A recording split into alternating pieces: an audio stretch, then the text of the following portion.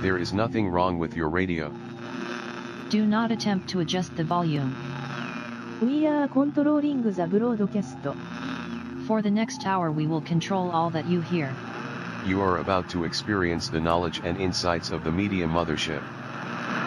All right, welcome to Media Mothership, broadcasting out of Edge Radio Studios here in Nipaluna, Hobart, Tasmania. On Media Mothership, we explore how media can shape our understanding of the world around us. And we're streaming across edgeradio.org.au as well as on YouTube and Twitch. Hopefully. I don't know, the technology always fails. But do jump over to YouTube or Twitch if you want to see the live video stream. And you can find us just by searching Media Mothership. We're also on the DAB, the Digital Audio Broadcast, the B. So you can message us either through YouTube and Twitch if you want to do a bit of audience participation, or SMS us directly into the studio on 048888 11707. I'm your host, Dr. Craig, PhD, joined by Ashley Remminga, PhD student. Hello. Yes, for your audio-only listeners, I should also mention I'm trans. I use she, her pronouns. And yeah, I'm grateful to be here. It's a great start because we are looking at this idea of fluidity, change, becoming. And specifically what we're going to do today is dive into your... I was going to say we're going to dust off your MA thesis, but it's still freshly minted, right? No, it's not dusty at all. Oh, it's a little dusty. Okay, we're going to, gently, well, not gently, explore the MA thesis titled, and I love titles of thesis projects because they're wonderfully chunky. They're like a light novel. They really are. Just the title themselves often is in itself a light novel. So the title of your thesis is Gendered Speech in the Inclusive Fandom, how gendered terms and transmisogyny shape the experience of gender-diverse cosplayers. So we're going to unpack a lot of terms, but the core takeaways, I guess, for me is cosplay features in this thesis. Yep. So we're going to talk a bit about what cosplay is. Fandom. Absolutely. So people who are fans, pretty self-explanatory, that one, I guess. That one's a bit easy. And then we've got gendered terms and transmisogyny. Yes. So transmisogyny in particular is a kind of toxic, critical, icky space. Yeah, so I like to just explain it as like this sort of intersectional misogyny and transphobia. Yes. So it's a bit of like what you get when you get a form of discrimination towards trans women and trans feminine individuals. So there's some really significant politics within the thesis as well that are being struggled with and challenged and questioned and interrogated. Yeah, absolutely. Well, all that and more coming up on Media Mothership. Actually, I haven't really got my stinger ready. Normally, I'd go to a nice little jingle, but instead... Just do a little jingle. I always think I want to bring a musical instrument. Next time. Instead, what we'll do is we'll deflect into a YouTube piece. And the reason I've chosen this is that I've been looking for something that can be in conversation with defining some of the really interesting key terms in your thesis. And I thought we'd start with cosplay, as that's a term which, while it's reasonably common now, some people might be quite unfamiliar with it. So we'll look at how Kotaku, the popular culture online magazine, kind of tried to define it 7 years ago. So it's a video piece that they created leading up to a convention where they were going to, I think, focus on 6 or 7 key cosplays. But they set it up, and basically they provide a little history and discussion of how someone unfamiliar with this might understand it. Yep. We're going to pause it and talk to it. It's going to be, I guess, a bit of a reaction. Oh, I love reactions. We'll have to hashtag it now. All right, here we go. What is cosplay? Cosplay is the practice of dressing up as a fictional character, but isn't... All right, firstly, is that true? Cosplay is dressing up as a fictional character. Can you do non-fictional character cosplay? Yeah, you absolutely could do a non-fictional. Have you seen it? Have you seen non-fictional? I've seen people dress up as like Nicolas Cage. I've seen, all sorts of Freddie Mercury. I've seen a whole bunch. So yeah, no, it doesn't have to be fictional. Although I would say generally it is quite common for it to be fictional. Yeah, person dressed up as Spock from Star Trek with the ears. But look, you're right. I actually did see, I was talking off air about the fact that when I was at Dragon Con in Atlanta, I saw people cosplaying as Raygun, the Australian Olympic athlete for breakdancing. And there was a whole Raygun community. There was like 12 Raygun cosplayers, and they got together and they did a spontaneous breakdance. So yeah. So not necessarily. How did it compare to the actual dance? Oh, it was lame. I mean, it really lampooned it in terms of there's much video floating around of like they took it in turns to go on the ground and try and do that kind of helicopter move. Yep. Whatever. And some did the kangaroo move. The kangaroo hop, yes. And look, I think any publicity is good publicity at one level, right? I mean, we're talking about it now. Yeah. It's Australian soft power. Actually, it was the best Australian soft power I've ever seen. It's better than Crocodile Dundee cosplay. I believe that. Yeah. All right, so moving on now to the next way of defining cosplay. Isn't that sort of strange? Well, let's make a simple comparison. On any given Sunday, you'll see all sorts of people dressed up wearing the jerseys of their favorite sports teams. The guy with the mullet covered in blue and red. Okay, so sports. They're setting this up as saying, how can someone that's never cosplayed as Spock from Star Trek and gone shopping understand this? Sports is the way to see it. So I guess this is saying, like, when you go to the footy on Saturday and you're supporting your team and you're surrounded by people who are wearing footy jerseys of particular players, and maybe they've got some face paint on their face, they're cosplaying. Would you agree that that's a type of cosplay? I wouldn't necessarily categorize it as cosplay. Because they wouldn't, if you ask them at the sporting event, I love your cosplay, they wouldn't say, I am cosplay. They would say, this is not cosplay. Yeah. I'm just supporting my team. Yeah, no. But I think there is some valid comparisons with it when you draw upon this sort of fan participation, the acts of putting on some sort of uniform that signifies a certain thing. So I fanishness, definitely. Definitely, yeah, I agree. What it's sharing in with cosplay is they're both fan interests. And so we'll hear what he says next because I think the clip explains it. Red face paint is not really J.J. Watt from the Houston Texans. He's just expressing his enthusiasm for a team in the same way someone would dress up like Solid Snake to show their love for Metal Gear. All right, so love. So they're saying that the similarity there is expressing their love for the thing.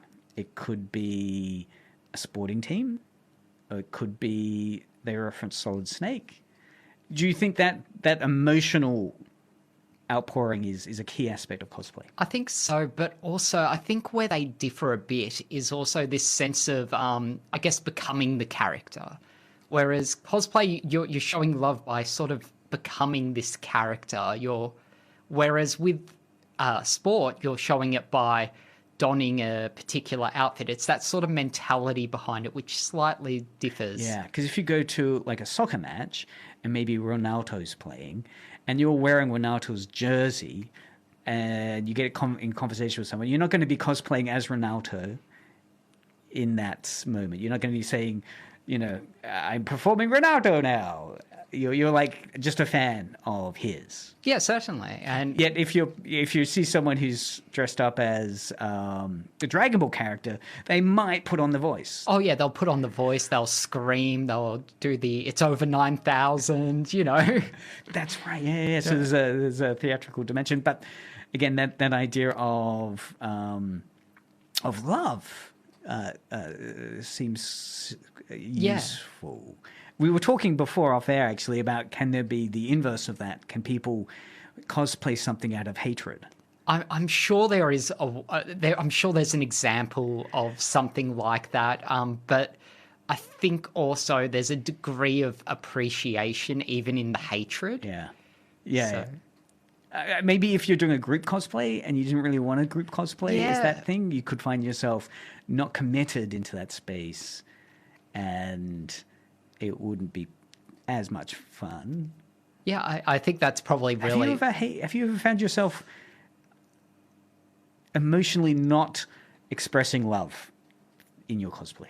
I think I have cosplays in the past where I've gone back and gone, I didn't love that cosplay, but it was more I didn't like how I executed it, more so than I didn't like the character. I mean, there's characters I absolutely detest, but I love to cosplay them because, you know, I have that still appreciation. So the uniform looked good. Yeah. Because, you know, I must admit, actually, I'm thinking about the rare times I've cosplayed, and they've always been very sad reasons. It's been, what's the easiest thing I've got around me right now to cosplay because I want to go to this event and you get in free if you're cosplaying. And so, yes, I've cosplayed, but really badly. And I cosplayed as the main character from Digimon. Oh, which right? one? I don't Which know, the one Digimon? with the original? shirt, the blue shirt one. Oh, yeah. Just because I had a blue shirt, and then I turned my the dishwashing gloves inside out, and thought that looked good enough, and went in there, but it was really lame, and it wasn't at all out of love for Digimon. I had to explain what my cosplay was as well, and you realize, I guess what my point's saying is, if you're not cosplaying out of love, you're not really getting into it. And when people ask you, why are you cosplaying as that character, you're not going to really do the cosplay performance and social contract that you're entered into. Yeah. I will say, though, you can fall out of love with a character as you're cosplaying them. And my example is when I dressed up as Where's Wally?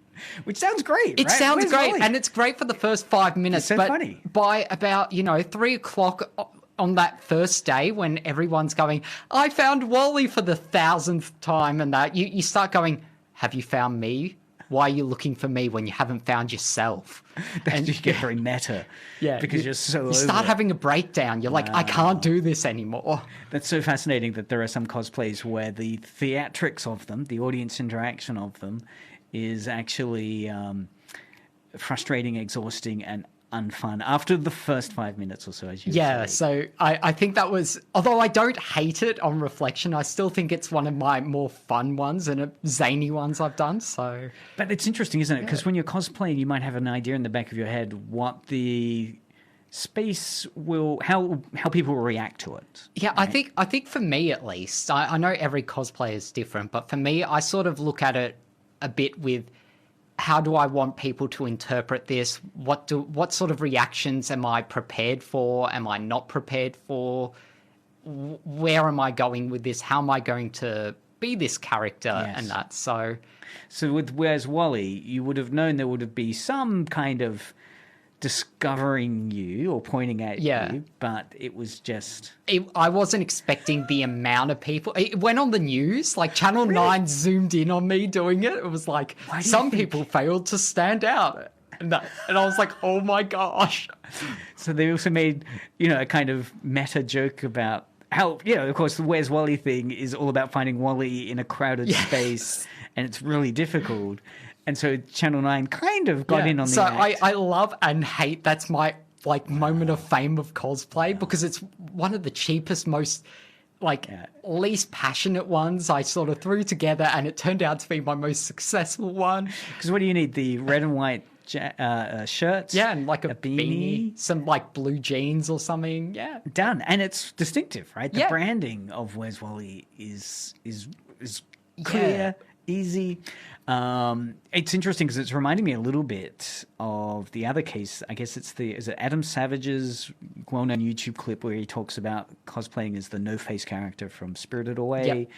Yeah, and he says that, as he was, I think the question was, why do you love cosplay? And he gives this example, which everyone's heard, of how he was at Comic-Con or something, cosplaying as this character, and part of the character's shtick is it can generate gold for people. A wish they want, so often it's gold.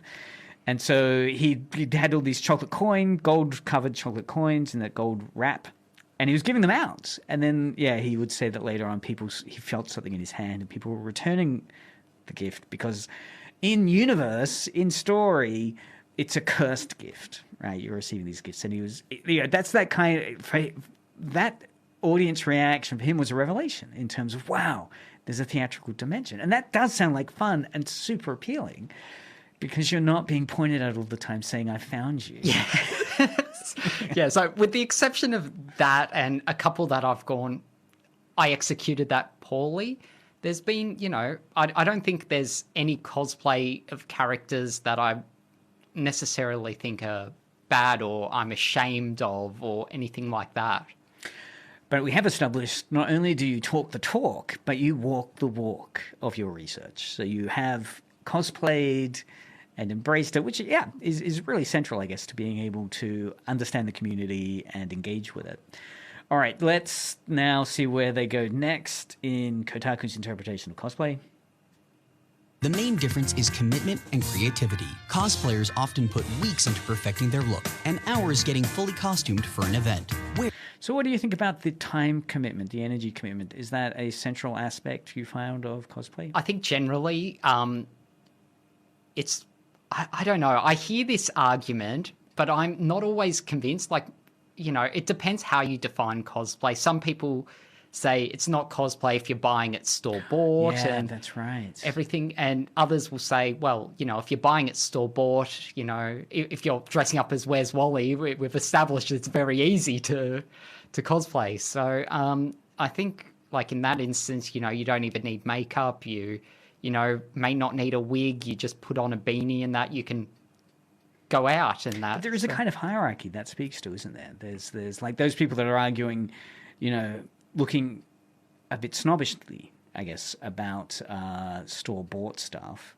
They're placing it a hierarchy that it has to be all handcrafted, or your grandma needs to come on board to help stitch. I definitely admire people who can make full cosplays. I've worked with... I'm not good at sewing, so I've worked with people who are good at sewing and constructed stuff from scratch. And so I do admire when people make stuff from, original, and they, look at how things are, the material, and saying this is the right material and this is weaved. I think that's so cool. And usually these people will enter the cosplay competitions. They'll win awards. They will get stopped by millions of people and want photos with them. So I think they get rewarded enough to throughout the days to say, like, that those who buy store-bought, they're just showing I love this character. So I think there is a place for everyone. I think it's just a matter of, the people who do that extra mile, like, power to them, like, well done. And look, this is what interests me so much about your research. And what we're establishing here are the kind of positive aspects of cosplay experience, right? That it comes from a space of love. It involves a lot of creativity. It can include quite a commitment to skill in terms of being able to handcraft for some the final result. But in your own research, you point out some of these fault lines, the misogyny, the transmisogyny, the kind of toxicity. So I want to get around to that. We'll definitely come back to that.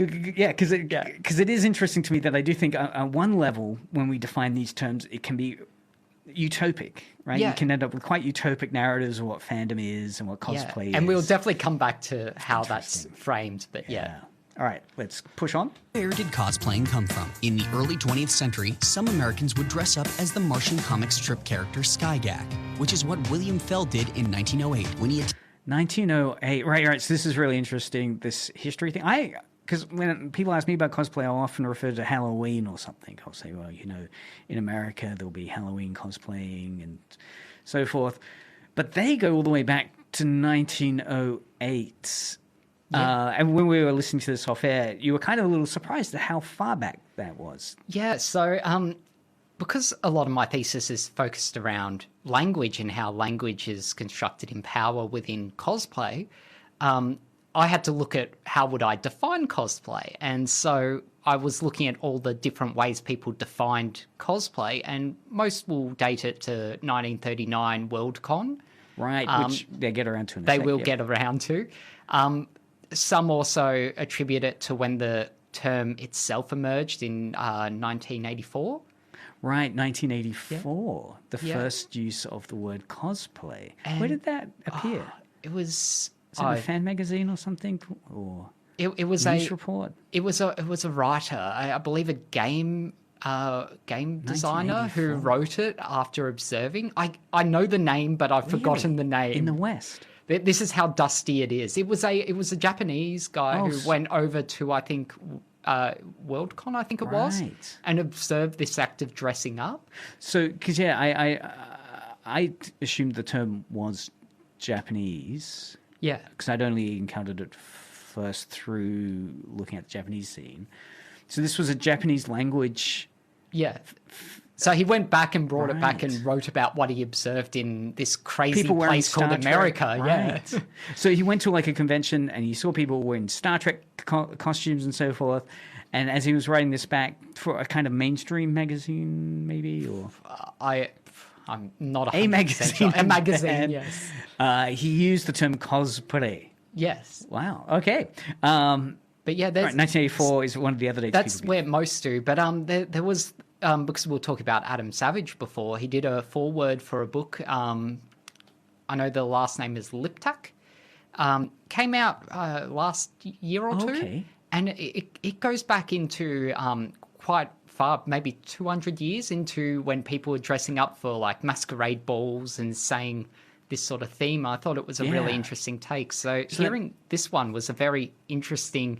It's not the conventional start date, but it's a bit before when most people say it's from. Because I guess, what's interesting here is that it's in conversation with a comic book strip, it seems. So it's in conversation with a pop culture text, whereas it's interesting going back further to the masquerade and so forth. That I guess that kind of...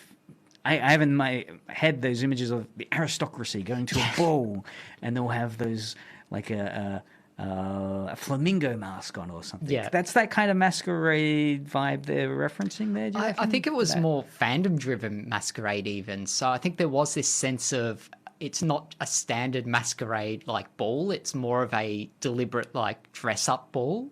Right. So, and again, it would be the kind of wealthy class doing that, do you think? I don't think so. I think it was this sort of lower class, so that's why they drew upon it. But again, this was the only source that cited this, so that's why I find it interesting for this Kotaku.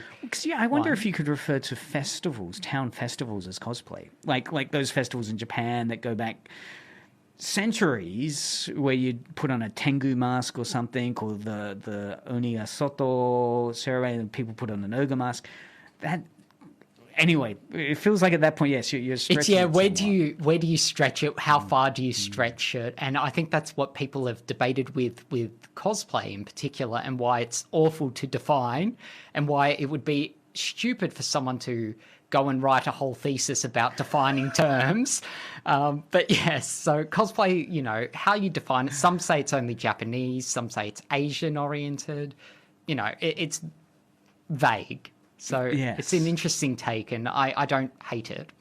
Yes, it's interesting. I don't hate it either. 1908, and again, the thing that I think redeems it is that it's in conversation with a comic book strip, and I guess we'll hear him explain it a bit further. Attended a mass skating carnival in Cincinnati, accompanied by his wife dressed as Diana Dill Pickles. 2 years later, a man was arrested for, quote, masquerading as Skygak in Tacoma. These were the first recorded examples of cosplay. As further advancements were made in technology, sci-fi itself grew in popularity. It became so popular that in 1939, the first ever Worldcon science fiction fair was held in New York. So 1939, that's when you're referring to. And is it only the two people that came? Well, I believe so. It's, like 80 years ago. It's a bit hard. So, but it's, but these are the two that are attributed. In most cosplay, even those who define it as 1984 when the term was coined, many will refer back to this as the sort of like, this is another interpretation of when it began. So what we're about to hear here is two people going to the 1939 sci-fi convention, dressed up as characters from the H.G. Wells movie. Was it The Shape of Things to Come? I think was the movie. A At gathering, sci-fi enthusiasts Myrtle R. Douglas and Forrest Ackerman showed up in what they called futurist costumes, made by Douglas and inspired by the 1939 H.G. Wells film, The Things to Come. By the 1940 Worldcon convention, there were enough people in costume that they held an impromptu costume contest. Where does the word cosplay come from? It's a combination of the words costume and play, creating the word cosplay. Why does so much cosplay? So they don't refer to it through Japan? No, they don't. It's vague how they don't do that. It's interesting that they don't do that. But cosplay, costume play. Some people define it as role play, but play is the most common. And I mean, role play, it depends on interpretation of what you want to define it as. Okay. Pushing on. Cosplay involve characters from Japanese films or games. Cosplay is a global phenomenon. The explosion of video game content from Japan in the 1980s and the translation of manga to the West influenced and helped continue the transition of cosplay from being centered around science fiction to absorbing the wider world of fantasy and video games. So that's interesting to me in terms of they don't explain why Japan may have defined it and it taken hold as a term, right? It's not really about the Japanese side of it or a Nihon Jinron theory of the Japanese uniqueness for them to have this view. But they do say what is remarkable is that it broadened the definition, that it spread it from simply being a science fiction thing where, again, I keep going back to Star Trek cosplaying because I think to me that's I think everything cliche. can be attributed to Star Trek in some way. And that would be that classic American costume that would be worn at a convention, I think Saturday Night Live, and it was lampooned as the default fan costume. Yet here they're saying, what was, I guess, Japan's impact within that? Why did Japanese manga, anime, video games become so central to this costume cosplay space? And they're saying it's not so much an explanation, it's the impact of that has broadened it to simply you're not cosplaying as Star Trek characters, it's now everything, it seems. Yeah. Is that fair to say? I would say these days it's either people define it solely Japanese or solely Asian or a combination of that and sci-fi based. So I would say it's broadened. I don't think anyone excludes Japanese cosplay as cosplay. So I do think it's one of the pillars of cosplay. And it's become like the default term. If you go to a convention, you'll read on the schedule cosplay. Yeah, and absolutely. And within that, there won't just be people dressing up as Japanese popular culture characters. It could include Spartans from the 300 movie. It could include Doctor Who cosplay. Depends where you go, which convention as well, because you'll get like, Comic-Con and that, which is quite broad, but then you'll get like anime exclusive conventions and like furry conventions, which will have its own sort of is furry cosplay? They say furry cosplay? That is a really good question, because is it taking on your own persona? When does it become real? When does it become a character? A lot of furry cosplay isn't based... I mean, because one of the core things about their definition of cosplay is it's in conversation with popular culture. Yeah. There's a discrete mothership text, which is the origin of then what you're performing. Yet for furry space, there's no often movie it's from or TV show. It's their own creation often. So, would that on a spectrum would be a different type of? I would probably... It's a question I've never really thought of, and I could go on a tangent. I worry about it, but it feels like saying furry cosplay. I've heard people say that link those two terms together. But if I was going to a cosplay convention or an anime convention or something, and I saw someone in a furry thing, that would be fine. Is it costuming? I think that's. It's where there's still a lot of debate on what is what with cosplay. And I think it's in conversation with just a different set of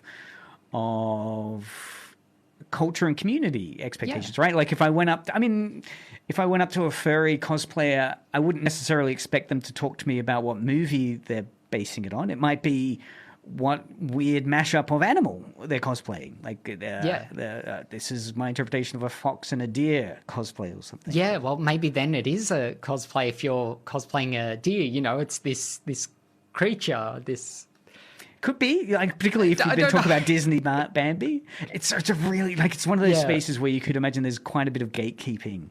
Oh, yeah, definitely. Within cosplay. All right, well, I feel like we could talk for gatekeeping. Oh, we could, and yeah. Okay, but let's push on. Push on. Okay, so who does cosplay? From professional cosplayers who appear around the globe to amateurs who go to their local sci-fi conventions, cosplay is for everyone. In that spirit, we're following 6 individuals. Okay, so who does cosplay? They define 2 communities: professional cosplaying and amateur cosplaying. Does that work for you as a kind of rough and ready who does it? Professional, unprofessional. I wouldn't say that's the best way to split up cosplayers, but there's some interesting other things they've said, like cosplays for everyone. In my thesis, one of my respondents noted when I asked age, like I didn't think anything would come of age, and they said, I'm so glad you have 65 plus in your options because cosplay is for everyone. Yes. That was, I believe, a quote by one of the participants. So there is this perception and that it is for everyone, and there is a sense that there is this inclusion. And I think part of where we'll go to with my thesis in a minute is showing that even within this sort of inclusive space, there is still issues, and we can't be complacent with this sense of it is solely an inclusive space. There's still areas of marginalisation. And this, for me, is such an interesting paradox that on one hand you have video clips like this that will quite importantly celebrate cosplay. And I think there would be a kind of culture maybe of having to struggle with the stigma attached with and explain what cosplaying is. Yet even within that community, there can be tension. Yeah, definitely. And gatekeeping and so forth. So, all right, let's jump in then with this idea of, I guess, what was the motivation for doing this? Was it Where's Wally and trying to wrestle with that experience? Oh, if only. So, very much for me, one of the great things about my thesis for anyone who wants to read it is the first 2 pages is about a personal narrative, and it is the nice part of reading without it getting too dry. The rest gets a bit dry. I'm not necessarily including that. Well, it is an academic. But yeah, no, I sort of outline, for me, I saw cosplaying as a means of exploring my own gender identity. I wasn't completely comfortable expressing myself more feminine when I was early on in my transition. But I saw cosplay as a space where I could, cosplay female characters and be comfortable with that. So I recount that in particular because my paper's about areas of discomfort and and whatnot in cosplay. I remember as I was cosplaying a female character, and I was, very happy. I was there first thing into the convention. Everything was excited. And 2 people came up, and one of them was cosplaying the same character as me and wanted a photo with me. And so I said, yeah, sure. And it was at that moment they said, oh, you're a trap. And so it was suddenly that a 180, I went from feeling really empowered and I'm cosplaying and no one's saying anything. And then there was this, you are a male cosplaying this female character. You're perceived as male and, you're trying to deceive people as being this female, but you're not. And that's that term trap. Yes. So... Right. And you were, last week when we were going over the project, you referred to this term, the trap term. I'd been unfamiliar with it, and I was fascinated to hear the origins of it. So as you're saying, it's referring to a kind of, I guess, an incel kind of stereotype male who is very heteronormative and will then encounter something he perceives first as female, but then feels that they've been trapped into that emotion of kind of, enjoyment, celebration, empowerment, to instead say, "Oh, you're not what I wanted. I feel horrible. You've made me feel uncomfortable, and so I declare that you've trapped me." Allah, and you were saying this came from the Return of the Jedi, the Akbar, Captain Akbar character. So because there's this term's been around for would have been over 20 years now. It's been in circulation. Many people don't understand the origin of this term, and it's sort of gone through this weird transition of understanding of what it means, how it means. So if you go back to its original meaning, it came out of around 2002, early 2002. The furthest back I could find it was in May. And it was being used as it was a commemorative plate, the earliest one I could find, of Admiral Akbar saying, "It's a trap in a van," like a Volkswagen. And it was just a meme, everyone was going, "It's a trap, haha, it's funny." It wasn't used for anything malicious. It was just a in-joke amongst the Something Awful forum. So it was used on like Comedy Goldmine and some of these other forums. And then because of the regulation of pornography on Something Awful, and I guess some of the content regulation, one of the users called Moot went off and formed 4chan. So 4chan then took a lot of these this term, trap, and was using it in sort of this meme culture of characters like Bridget in particular from Guilty Gear, and saying, "Oh, it's a trap, you think you're getting this, but it's a trap." It's sort of the bait and switch, sort of like Rickrolling.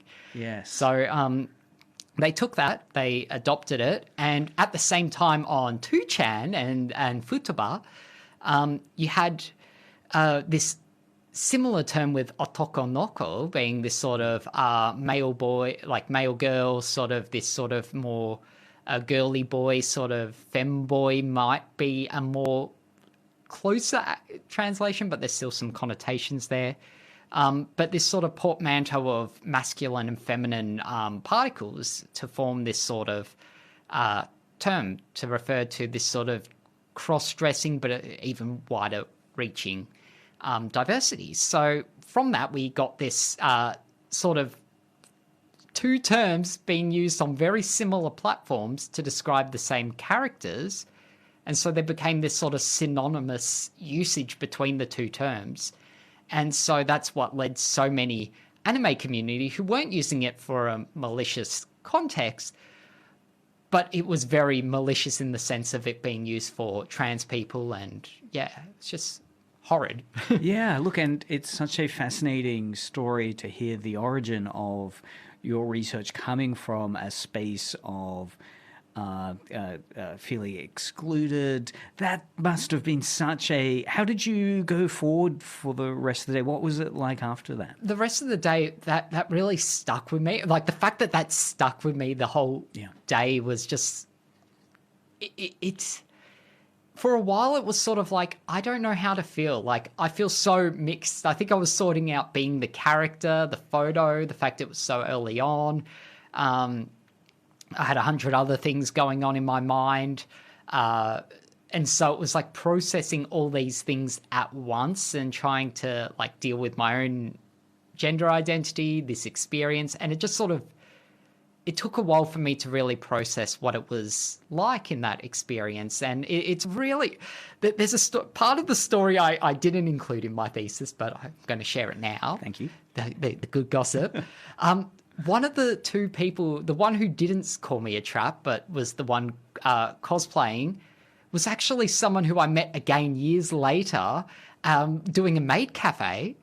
And they're absolutely lovely, and they hate that person who they were with at that time. So I don't know the full drama there, but no, they said, "Oh yeah, I've got the photo." And they sent me that same photo, so I've got that just same kind of empowered. So I didn't include it in my thesis. I didn't want to because also with ethics and consideration of including this full narrative, because one of my supervisors questioned, like, how can you be sure that these people identify as female? And I'm like, because I know one of them now. So yeah, but it was just one of those weird coincidences where I think I even started writing my thesis when they sent me that photo. So it was like a real, like, oh my gosh moment. It's fascinating to have wrestled with that kind of in isolation. Yeah. And then all of a sudden you're reconnected in a really intimate way. And they're really supportive of me and everything now and that. But it was that sort of like understanding that language can hurt, even if it's unintended, it can still hurt and marginalize. And I think that's what my, I guess, crux of my thesis was sort of exploring, was the good and bad of cosplay, especially for gender diverse individuals. What are the because I guess as much as defining again the term cosplay as positively as the clip was discussing in terms of it's an expression of the love, it requires a lot of energy and so forth. It's also an immense risk to step out in the public space, isn't it? To be that identity. Is there something about that publicness of it that it's not like you're just going to a friend's party and it's a costume party and you're with friends still? You're in this public sphere all of a sudden. Yeah, it's really interesting. And I think part of why in a positive lens, is that you're becoming this, like, for me, it's very much becoming this identity you identify with. And so for me, with that character, I was able to, wear a skirt out for the first time and that. And so it was really empowering in that sense. And at the same time, you also, you're out in society, you feel somewhat safe in this space because people aren't questioning you, because they don't say, oh, you can't do that, or like, hey, look at that strange person. It's like, oh, you're cosplaying, that's normal. So there's this sort of normative stuff. But even doing that, there is this sort of risk, and language was one instance. And one that I sort of briefly touch on at the end of the thesis is talking about going to the toilet in your cosplay, and that, like, do you if you're cross-dressing or cross-playing and and if you're gender diverse, you have got like 5 levels of identity you're dealing with. Going to the toilet is like, I can't use the male, I can't use the female. The gender neutral one maybe, but sometimes some venues didn't have gender neutral toilets. So. And I could imagine, yes, if you're overthinking that problem of how others will react, suddenly you can find yourself, I imagine, quite naturally completely tied up and unable to act, because it's like, well, if I go to the female toilet, but while I'm dressed female, I'm male, that's going to cause awkwardness potentially. If I go to the male toilet, well, I've already encountered toxic male, I'm a trap experience that's going to possibly happen again. What can I do? It does bring down that idea that, I guess, as much as these environments kind of, I guess, Huizinga talks about that kind of magic circle that can happen in video gaming or whatever, or games, where everyone agrees on certain rules that when we're doing this game, kicking the ball through this hoop will mean these points. Great magic circle, but then you find that some people aren't going to play by these rules, and that the real world will still intrude into the safe space. I have a chapter talking about this concept of the inclusive fandom, and absolutely, it's the one chapter I wish I could rewrite, because it's not the best worded, and I think it's better explained orally than furthermore, like just in writing, at least in that paper. But the way I explain this sort of fandom space is more like a leaking shack in the rain. So it's raining outside. You've got this torrent of rain coming down, and you're in a field, and the only thing there is a shack. And so you go into this shack to get out of the rain, but there's holes in the roof, so you're still going to get wet, but it's better than being out in the field. So it's the same sort of concept. You're still being impacted by this sort of wider society oppression and the views of wider society. Yes. But it's better because at least you're shielded to some degree.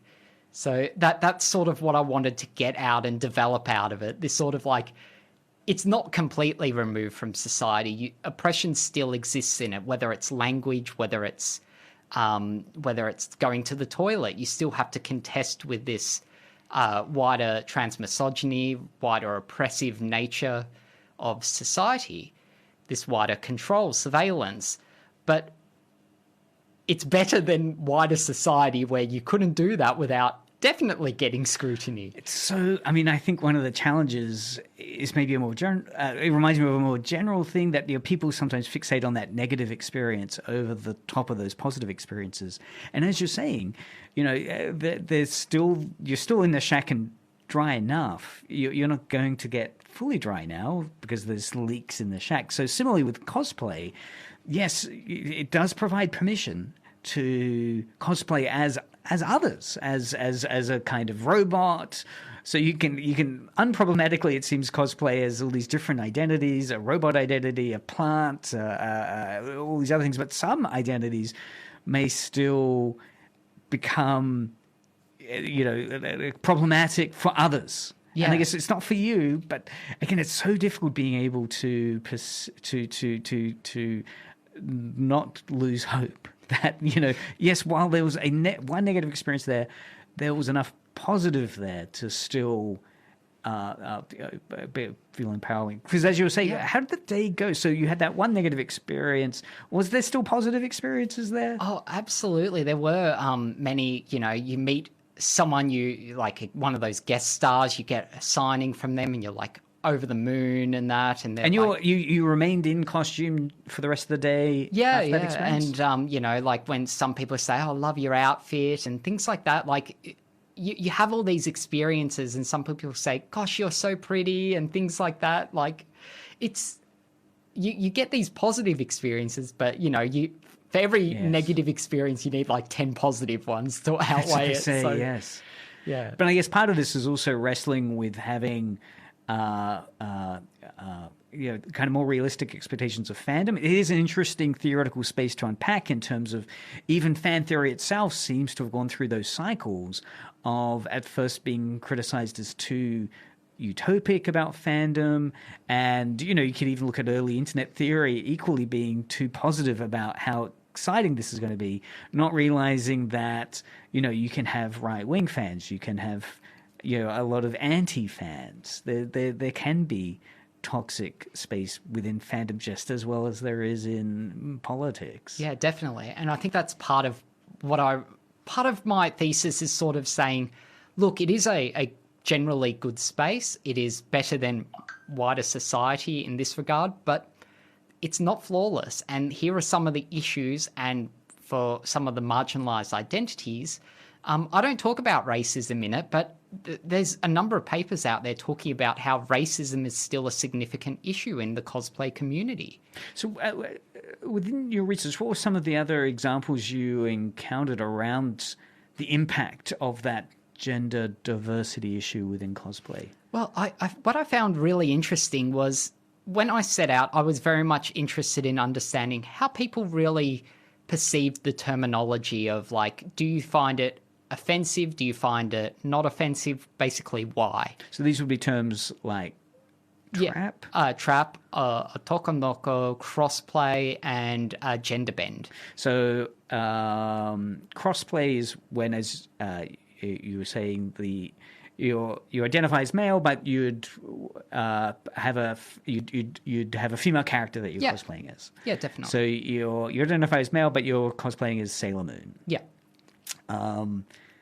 Otokonoko is... It's more that sort of synonymous with trap, so I wanted to compare the two because of that sort of similarity of these two terms. How are people perceiving these two terms? Do people know of these terms? Do they like them, hate them? Do they share the similarities? Will people say, isn't this the same as this term, you know? And the otokonoko, a Japanese term. Japanese, yeah. Otoko, boy, male. Yeah. No ko is like boy. Yeah. So it can be like male young girl, male princess. It's playing with kanji and that to get different meanings and that. So it's really like a portmanteau of sort of this sort of masculine and feminine particles to bring it together to sort of say it's neither, really. And as you say, there's been awkward translations that don't fit, such as femboy. Yeah, it's not quite a proper translation, but it is certainly better than trap. And I actually, one of the comparisons is more so, and what I draw out of it is there isn't a good translation in English. Of otokonoko. Yeah, and I say some of the better translations would be, I think it's katui, which is a term that we most commonly translate as ladyboy, which is this sort of identity that isn't necessarily male-female that emerged out of a lot of South Asian sort of countries, and even the indigenous sort of brother boy, sister girls, and that to explain gender diversity. So I think it's just we don't have a proper understanding within our current English lexicon to describe this sort of gender identity.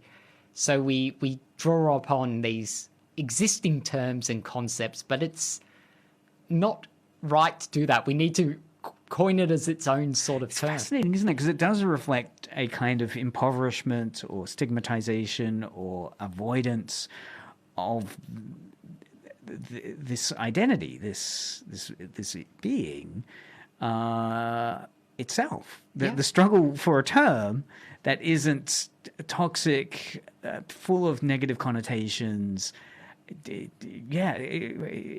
isn't there. Yeah, exactly. Using Japanese terms, otoko no ko. Do you know much about how otoko no ko is taken up in Japan? Is it similarly stigmatized, or?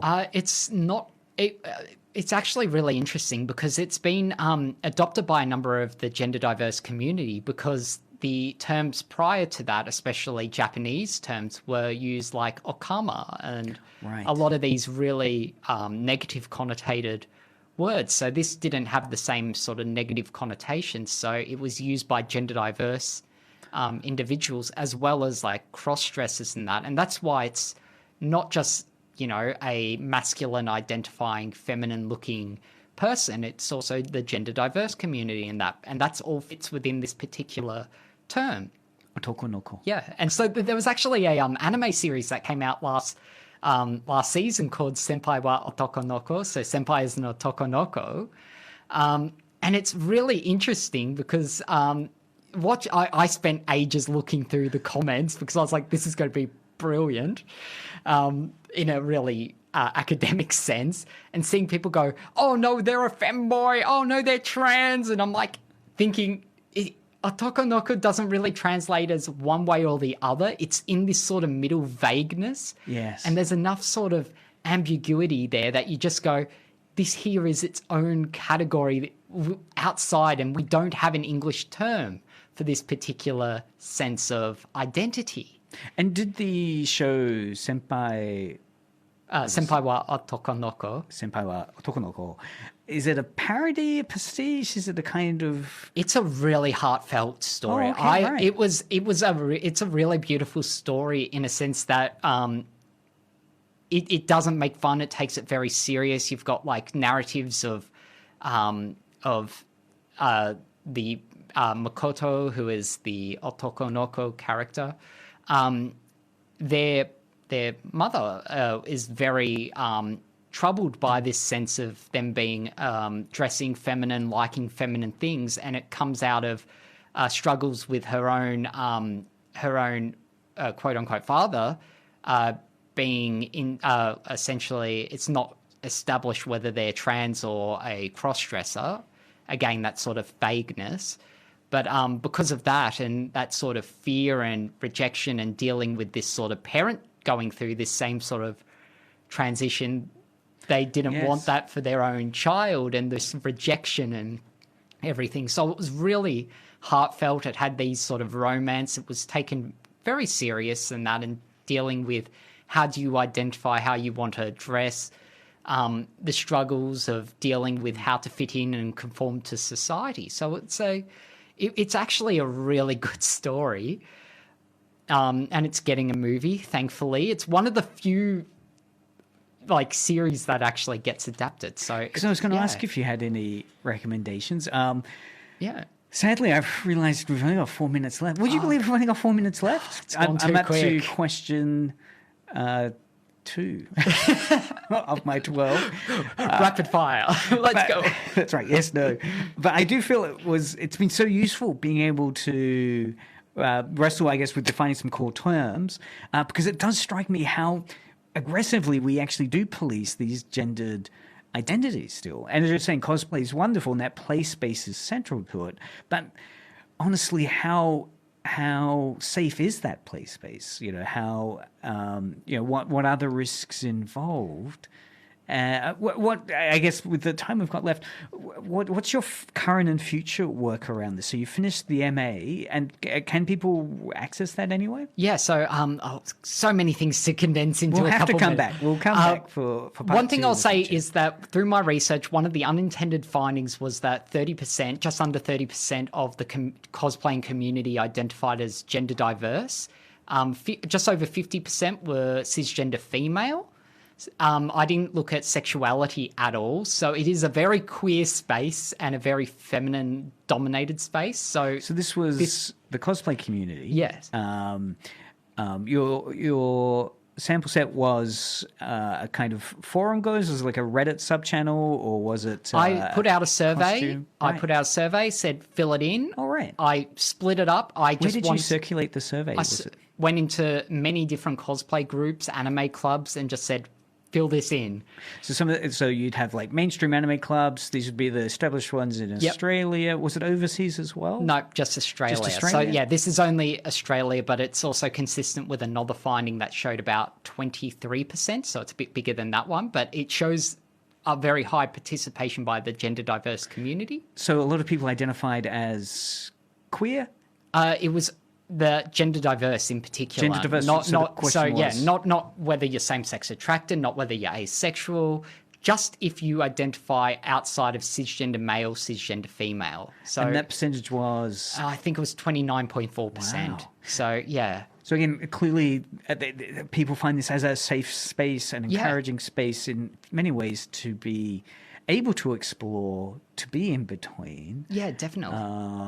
That's a really startlingly It is a big high number, Well, not yeah. startling, it's a really encouragingly Yeah. high number. It was really shocking. And so part of that is you can find the full research online if you search gender language, Ashley Remminga on Google Scholar. It's free access. Anyone can access it. You can find my full writings on that. But also, it's sort of, while writing it, made me realize this sort of understanding around gender bending and diversity in stories, narratives, pop culture, Japanese pop culture, and how it translates to Australian audiences was very lacking. So my PhD is now looking at gender diversity and I guess gender disruptive themes in anime and manga, and looking at how gender diverse people may read these texts, form affirmation or rejection of these texts. That's so. I mean, we're definitely going to have to get you back in, because I do find that when I was doing manga anime research way back in like '96 for my PhD, a lot of the debate there was very heteronormative. It was mainly around looking at early harem manga and anime. There were a number of texts critiquing the fact that a lot of the anime that was in fan clubs and that was popular was kind of like I Dream of Jeannie level. It was like Fushigi Yugi. Oh, not Fushigi Yugi. It was... I'll have to get all the list of these kind of harem anime, I guess. These kind of early The Love harem anime. Hinas. Love Hina, that's it. And those are very male fantasies. Yeah. Yet here we have also the idea today, and that conversation was certainly probably back there in the mid-90s, but the kind of engagement and the public conversation around gendered identity wasn't at the same fault line as it seems to be at the moment. So it would be so fascinating to look at how anime manga today is involved in this conversation that you're currently pursuing in your research. Yeah, it's really interesting to look at the shift between narratives and what was being shown in one era versus now, and the types of stories emerging and the themes that are emerging, and like isekai being reborn. Right, is bringing in what a are you lot. doing, Ashley? Now there's another key term. Sorry, I won't. Isekai is fantastic. Yeah, that like portal. that reborn and that. So yeah, there's so much going on in terms of themes. That's great. We do have great news here on Edge Radio. Ashley will be involved in producing some pre-produced short-form podcast contents. Hopefully we'll have something to even circulate on Edge Radio by the end of the year. Yep. You're hoping to create some nice little deep dives into theory and example for people to engage with here on Edge Radio, so we'll probably broadcast some of that. And, of course, it'd be wonderful to get you back on Media Mothership. Would love to finish the next 10 questions that I have of the master's thesis. But yeah, no, look, so wonderful, so exciting to be able to dive into this world. A lot of it I was completely unfamiliar with in terms of...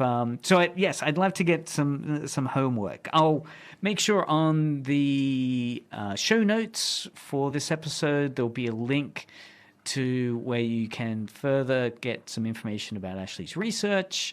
But thank you so much for being involved. Thank you. And next week, we're pausing, actually. There's no show next week or the week after. I'll be doing some field research in Launceston on things. I'll be maybe looking for spontaneous cosplay environments. Yeah, wonderful. Have you ever heard? Is there any cosplay in Launceston? Have you put your feelers out? There was the Icon photo shoots here in Hobart, but I'm not sure about Launceston. Yeah. There is fan action there. I know they do the Icon Anime Island convention spin-offs up there, so certainly there. Feel free to SMS if you've got any information on that, 0488811707. You can listen to previous episodes of Media Mothership on YouTube, Twitch, and at edgeradio.org.au. It's also out on podcasts through your podcast provider of choice. You can find out more about Media Mothership on Facebook and Instagram. In terms of people finding out more information about Ashley, you've got a UTAS research page. I do, yes. So you can search at the University of Tasmania as well. And you've got bits and pieces of other stuff. I've got like Twitter or X, but I can't post trans without getting banned. So I don't know how long I'll be on that for. So just search Ashley Remminga. Certainly for UTAS to find out further research that you've done. And again, I look forward to getting you on the show in the near future. Yeah. You know, it would be fantastic. In fact, I've already got 10 different topics now from today's show. I'll give you even more off air. That's right. All right, keep listening to Edge Radio 99.3 FM.